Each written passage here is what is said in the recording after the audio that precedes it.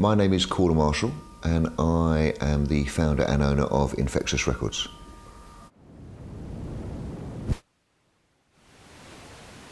I started as a very bad drummer in 1981. Spent 2 years playing in a band, joined RCA as a talent scout in 1983. Spent 10 years at RCA, signed many bands, the Blow Monkeys, the Primitives, Pop Willie itself, London Beat, Wedding Present, worked with Eurythmics, and then I started my own, I left there in 93, I started my own company, Infectious then. I ran Infectious and sold Infectious to a company called Mushroom, and I ran Mushroom for 10 years. At Mushroom we signed Ash when they were 15, we signed Muse when they were 17, we signed Paul Oakenfold. We had a little pop star called Peter Andre that made lots of money. We spent all the money we made from Peter Andre on Garbage, Ash and Muse, and a lovely little band called 07. We then sold that and I went to work for Warner's at Atlantic for 4 years. At Atlantic I signed The Darkness, James Blunt, a whole host of American acts came through with Jet and Sean Paul. And then we spent 4 years at Warner Brothers, where I signed Niles Barkley and CeeLo and Pendulum, and put out the Chili Peppers records, put out the Madonna records, worked with Michael Bublé. I left there 3 years ago and started Infectious again. We signed a little Australian band called Temper Trap. We went on to sell 1 million albums with their first record. We then signed a great band from Los Angeles called Local Natives. And we've now got a wonderful new act called Alt J. And we signed a great band called These New Puritans.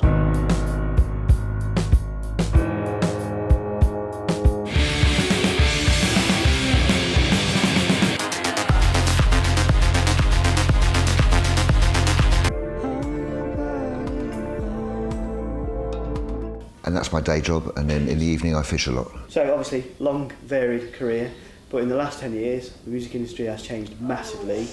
So tell us about how, business-wise, things have changed for you personally. Well, the entire landscape's changed rapidly in the last 10 years, but in truth, in the music business, the landscape continually changes all the time. And when I first started in 82, 83, we had cassettes and there was still 8-track around, and obviously vinyl was still prevalent, and it was very much a purchased music context. Business was traditional, it'd been that way for a number of times, but the record industry continually evolves and continually changes. New formats come in, new directions of art, new directions of music, new ways of distributing that music. And the last 10 years has been a kind of transitional landscape in all businesses, not just music, but obviously the film industry, the book industry. The digital landscape's transformed how people consume and purchase and stream and listen, and therefore the business models behind that have had to change slightly slower than the technology's changed. Like all things in Western society, culture moves on. There are new initiatives and new developments and new technical discoveries, and then law catches up. And you can go through many different businesses and look at the changes where commerce has driven a business into a certain direction, but the legalities haven't necessarily caught up with that. And the music business in the last 10 years has been going through the transition of working out new business models and how to deal with the new ways that people discover, find, purchase, consume, listen to, stream, subscribe, ringtone, social network, and all the other kind of variations within the digital space to find and consume music. So when the whole kind of digital piracy thing first took off at the end of the 90s, and Napster was like the first big one, was that kind of, was it anticipated? Did people see it coming, or were they sort of taken unawares? I think certain people within the industry saw it coming. I think it's no accident that Polygram, who invented the CD, decided to sell the record side as soon as it was kind of put into zeros and ones from half-inch tape, and they realised that the genie was out of the bottle at the point where music became zeros and ones rather than on tape. So I think the context of the clever people understanding the landscape going forward has always been one where the winners win. And I think the difficulty is people who've stuck in the traditional ways of doing things have come unstuck. So the process of embracing technology, embracing change, and looking at new ways to work with it is the key. When I was in cable, We constantly have this debate that, you know, you'd got CDs in the shops for like 17 quid or whatever, and we were like, well, you know, kids can't afford our CDs. You know, we're outpricing ourselves. The profit margins were too high, etc. You know, do you think that kick in the arse was needed? Yes, I think so. And you know, the value of music's always been a delicate conversation, and it's a bit like the value of a bottle of scotch. You know, the music, you know, 52p to make the CD that has the music, and it's 3p to make a bottle of scotch. But you pay a lot more for a bottle of scotch. I think if you value it next to a cup of coffee, and you can see how coffee's risen over the last 20 years, the context of people consuming and therefore people paying for and paying too much or not paying enough or not paying any. I mean, I think the problem's been in the last 10 years that there's just been rampant piracy, and everybody, you know, a whole generation have grown up used to not paying for their music, which has been a problem. Yeah, I saw like an interview with Alan McGee on. He did the Hard Talk thing for BBC News, and he said his son was 16 and had never paid for any music at all. Do you think there is like a whole generation of kids? Yeah, there is. Well, I've got 3 teenagers. The youngest one's hardly ever bought anything. The middle one's bought things, and the older one, you know, bought a lot of records when she was a teenager. But they consume in different ways, and they know a lot about music, and they're aware of music, and it's, you know, there's more music in the ether and in the society and in our lives than there ever has been.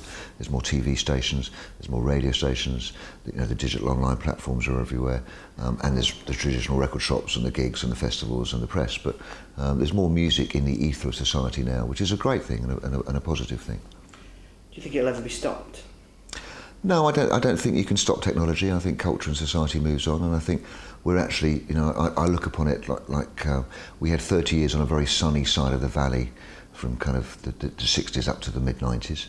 We then went underneath the water, and we spent the last 10, 15 years struggling to deal with the new business models. Certainly the major labels and the bigger companies have spent a long time struggling and watched their income fall. But I do think we're now just coming up the other side of the valley, and I think the process of monetising music and the process of the future of the industry over the next 5, 10, 15 years looks very positive and healthy from where I'm sitting. Do you think there's like a head in the sand mentality? I think there was an element of the major labels and the upper echelons of the major labels not really understanding the technology that was there, not really understanding how to fully utilise it. And I think, you know, there was a process in the late 90s where the ARIA in America, which is the trade body of labels in America, could have bought Napster for $200,000, and that would have kept the genie in the bottle. But they didn't, and the genie came out, and everything that followed, you know, from that has created the business that we know today. It's almost like they didn't try to, instead of going with it and running with it and going, what can we make of this technology?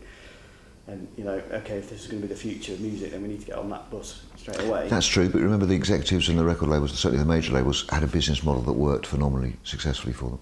In the 80s and 90s with the CD, they were making an awful lot of cash. When CDs were 14, 15, 16 pounds and everybody was rebuying their old catalogue, the profit margins within the major labels were huge. And, you know, the year 2000 was when the biggest amount of CDs were sold worldwide, and the profits that year were huge. And ever since then, everybody's struggled to keep their businesses stable and to keep enough money to be able to reinvest and to sign new artists, and to make some kind of sense of this, you know, ever-changing, very quick-changing landscape.